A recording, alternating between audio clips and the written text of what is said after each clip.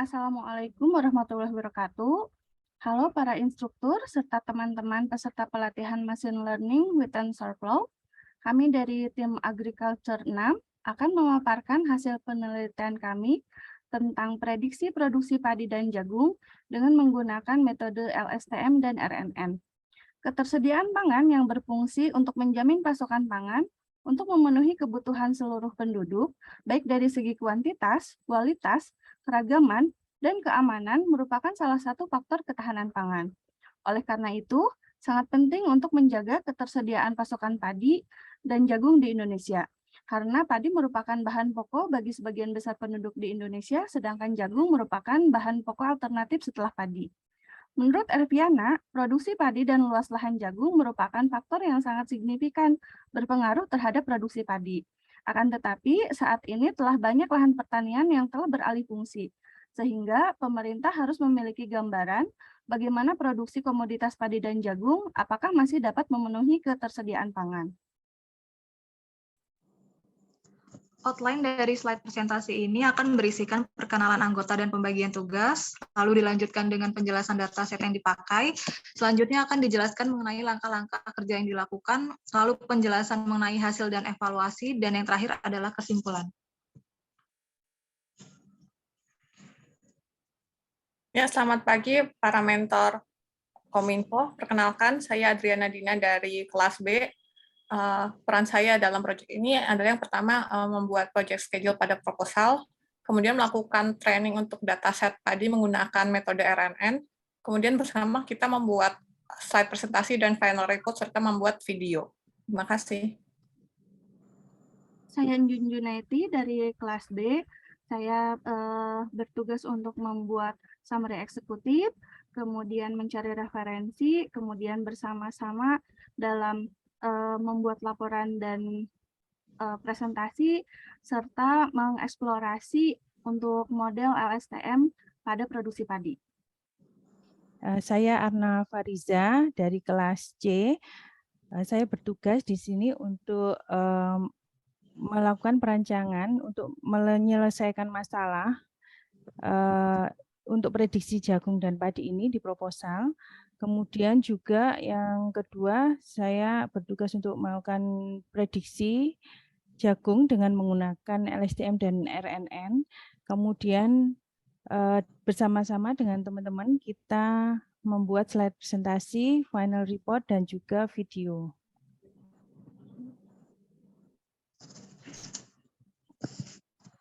Perkenalkan, nama saya Relesa Gita, dari kelas MLT2D. Di sini saya bertugas untuk pertama proposal untuk bagian risk and management, eksplorasi dataset jagung untuk RNN, kemudian dengan bersama-sama juga membuat slide presentasi dan final report. Terima kasih.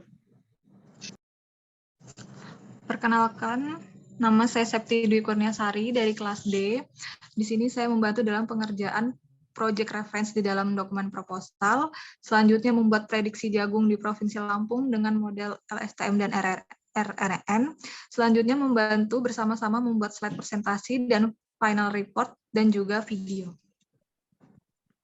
Perkenalkan, nama saya Yunita Nurafifa dari kelas C. Saya mendapat tugas untuk menambahkan bagian project scope dan deliverables pada proposal, kemudian melakukan prediksi padi dengan menggunakan model LSTM dan RNN, dan bersama-sama ikut menyusun final report dan pembuatan video.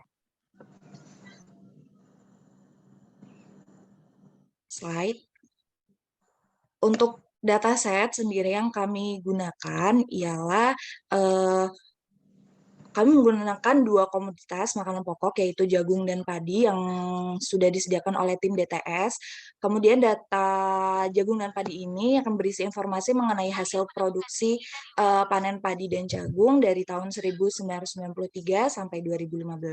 Dan kemudian data ini kami kerucutkan kembali dengan mencoba memprediksi pada Provinsi Aceh dan Lampung.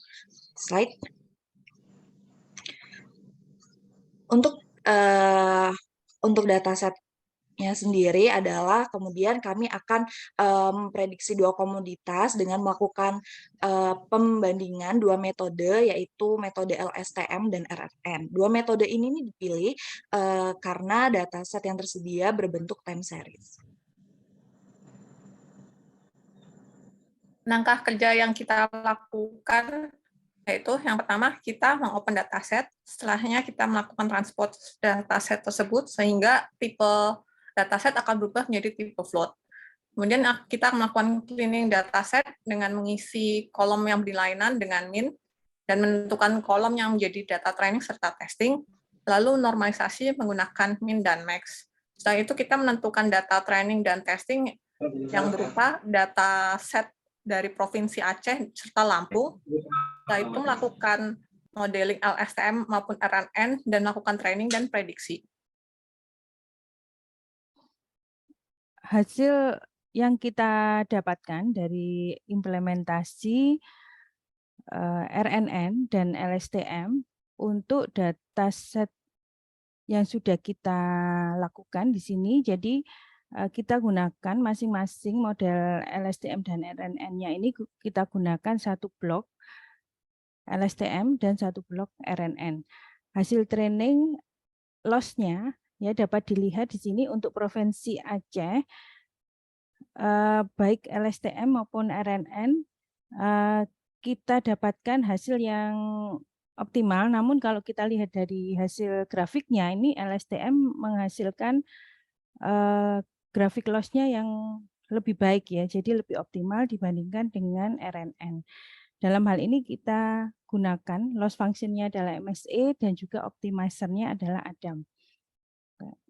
Kemudian hasil prediksi ya, meskipun LSTM mendapatkan hasil training yang lebih baik dalam sisi loss-nya, namun dari evaluasi MSE dan RMSE, ternyata RNN ini menghasilkan atau mendapatkan nilai prediksi yang lebih baik dibandingkan dengan LSTM. Karena nilai MSE dan RMSE-nya lebih rendah. Kemudian kita juga melakukan training terhadap dataset jagung di Provinsi Lampung dengan model loss function dan optimizer yang sama. Pada training loss yang kita dapatkan ini juga hampir sama dengan yang di Provinsi Aceh, yaitu LSTM mendapatkan atau bisa melakukan training dengan lebih optimal dibandingkan dengan RNN. Ya, jadi kalau yang di RNN itu ada overfitting atau underfitting. Oke, kemudian hasil evaluasinya ini ternyata hasil evaluasi prediksi dari RNN itu lebih baik karena baik MSE maupun RMSE yang dihasilkan itu lebih rendah dibandingkan dengan model LSTM. Oke, berikutnya untuk grafik training loss pada dataset padi di Provinsi Aceh ini baik LSTM maupun RNN ini menghasilkan model yang optimal ya. Dan kalau kita lihat hasil evaluasinya dari prediksi ini LSTM mendapatkan hasil prediksi yang lebih baik daripada RNN karena nilai MSE dan RMSE-nya lebih rendah. Dan untuk hasil training loss ya pada dataset padi di Provinsi Lampung ini kita dapatkan LSTM hasil trainingnya lebih optimal dibanding RNN ya hampir sama meskipun hampir sama, dan hasil evaluasinya ternyata RNN ini lebih baik ya untuk prediksi produksi padi di Provinsi Lampung ini karena MSE dan RMSE-nya lebih rendah.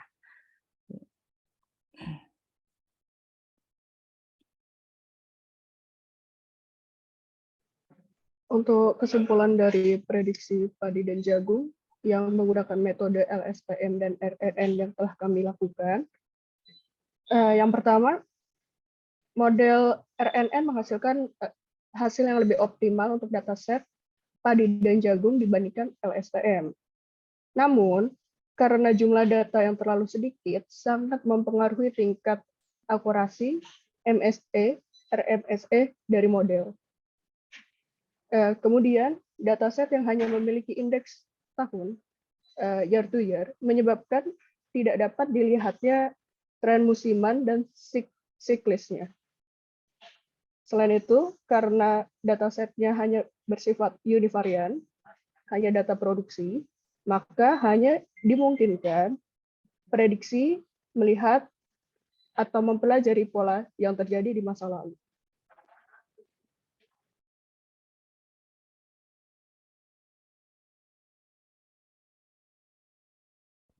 Baik, mungkin itu saja presentasi dari kami. Terima kasih. Assalamualaikum warahmatullahi wabarakatuh.